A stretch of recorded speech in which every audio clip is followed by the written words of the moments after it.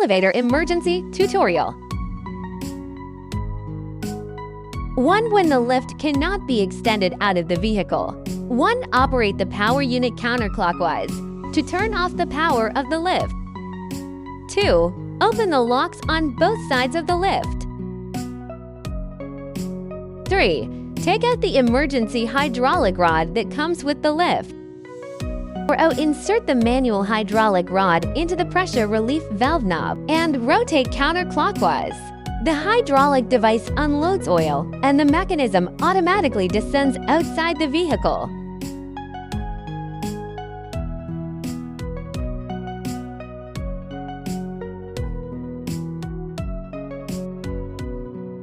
At this point, the mechanism reaches the ground. 5. Insert the manual hydraulic rod into the pressure relief valve knob and turn clockwise to lock.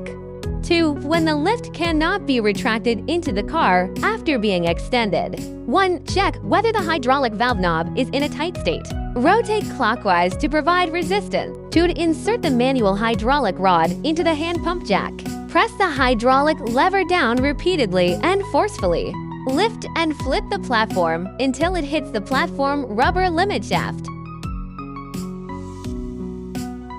3. Close the locks on both sides of the lift. Place the hydraulic rod on the emergency tool storage device in the vehicle. 4. Please contact after sales for debugging.